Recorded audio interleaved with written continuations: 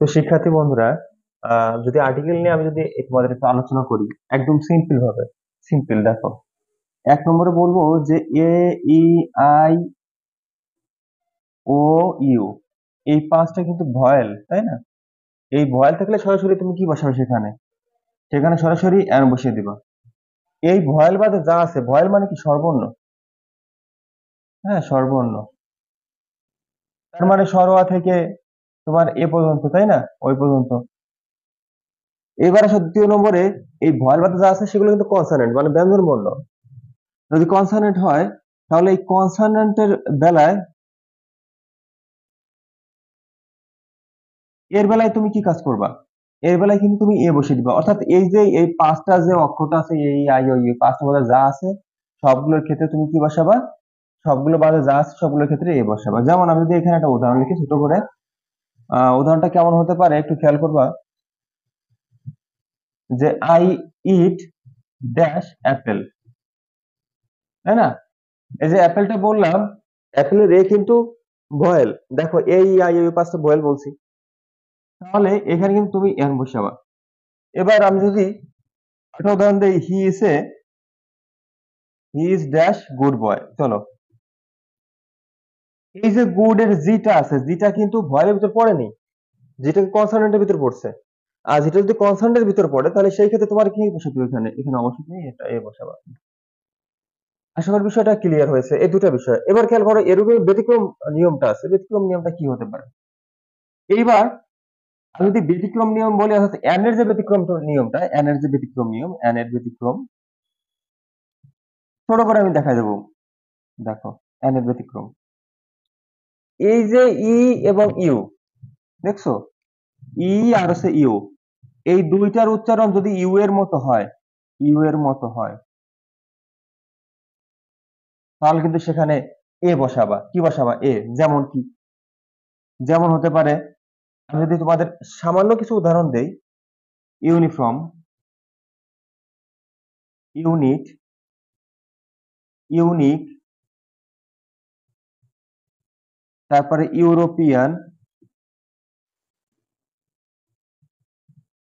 মানে এই ধরনের যা আছে। এখন তুমি যদি বলো যে আমব্রেলার কথা, আমব্রেলা, তাহলে আমব্রেলাও কিন্তু ইউএম আছে, তাই না? ইউএম আছে, তাহলে পারে কি এটা কিন্তু স্বরে আ আসে। এটা কিন্তু ইউ আসে না, না ইউ আসে না। ইউ না আসলে পরে তুমি সেখানে সেখানে তো এন বসাবা, কিন্তু এই ক্ষেত্রে কি বসাবা? এ বসাবা। আশা করি বিষয়টা ক্লিয়ার। এইবার খেয়াল করো, আরেকটা বিষয় আছে, সেটা হচ্ছে ও। এই যে ও এর ব্যবহার, ও এর উচ্চারণ, দুই নম্বর যদি বলি, ও এর উচ্চারণ যদি ওয়া এর মতো হয়, ওয়া, ওয়া বুঝো তো? এই ওয়াটা মাত্র একটাই আছে, সেটা হচ্ছে কি জানো? ওয়ান আছে, ওয়ান, ওয়ান, ওয়ান, ওয়ান, ওয়া। 1 টাকা নোট, 1 রুপি, ওয়ান, ওয়ান টাকা, on, on, one eyed man. যাই বলি না কেন, এই ওয়ান শব্দ থাকলে পারে সেখানে তুমি সরাসরি কি বসাবা? এ বসাবা। আশা করি বিষয়টা ক্লিয়ার। এইবার চলো আমি এর ব্যতিক্রম গুলাকে একটু আইডেন্টিফাই করি। এর ব্যতিক্রমটা কি? ধরো আমি যদি বলি যে আহ, এটা তো ব্যতিক্রম গেল একটা, এই আরেকটা ব্যতিক্রম দিচ্ছি আমি। ধরো যদি বলি আমি যে এইস, এই এইস এর উচ্চারণ যদি সরোয়া, সরেয়া, এ, তারপরে রস্যই, হ্যাঁ, এই ধরনের, অর্থাৎ মূলত তোমার স্বরবর্ণ আসতে হবে, মূলত তোমার ভয়েল, ভয়েল উচ্চারণ আসতে হবে, কানে ভয়েল উচ্চারণ আসতে হবে, তাহলে পরে বুঝবা যে সেটা কি। সেখানে অবশ্যই তোমার এন বসাইতে হবে। যদি ভয়েল উচ্চারণ আসে তাহলে পরে তুমি সেখানে অবশ্যই এন বসাবা। তাহলে যেমন আমি যদি বলি ইয়ার, হেয়ার, যদি বলি অনেস্ট, হ্যাঁ, যদি বলি অনারেবল, এই ধরনের হেয়ার, অনেস্ট, অনারেবল, হ্যাঁ, দেখো অনেস্ট, আমি অনেস্ট কথা বলি, হ্যাঁ, অনেস্ট, ধরো আসছে, দেখছো? এয়ার, এটা কিন্তু, সরি, এয়ার, এয়ারে এটা তো অলরেডি আছে। এবার যদি বলি honourable, honourable, honourable, R A B L, দেখছো সরো আসছে। এবার খেয়াল করো, 2 নম্বরে আসি। 2 নম্বর বিষয়টা একটু খেয়াল করবা ভালো করে। 2 নম্বর হচ্ছে তোমার কিছু সংক্ষিপ্ত অক্ষর আছে, সংক্ষিপ্ত অক্ষর বলতে কি?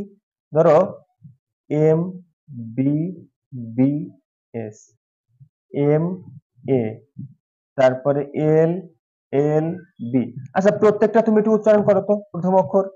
এম উচ্চারণ করার জন্য তোমার কি আসতেছে? একটা এ আসতেছে, এটা কিন্তু একটা ভয়েল। এম উচ্চারণ করার জন্য এ আসতেছে, এল উচ্চারণ করার জন্য এ আসতেছে, এগুলো কিন্তু একটা ভয়েল।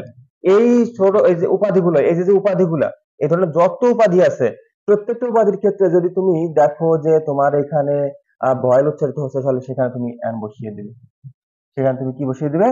অ্যান বসিয়ে দেবে। এগুলো ছিল কিন্তু মূলত একদম সিম্পলের ভিতরে, অর্থাৎ তোমাদের আমি আশা করি বুঝাইতে পারছি বিষয়টা। এবার খেয়াল করো, এবার দিতে আসি লাস্ট। দি, পৃথিবীতে একটি চিরন্তন সত্য, অভ্যাসগত সত্য,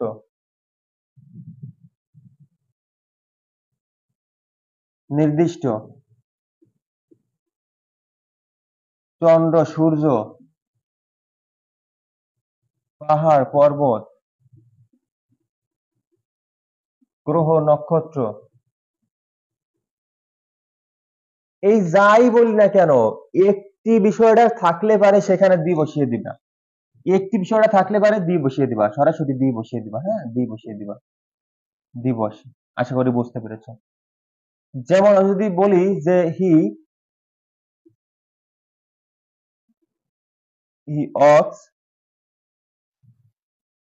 এভরিডে, এভরিডে, প্রত্যেকদিন হি ওয়াক্স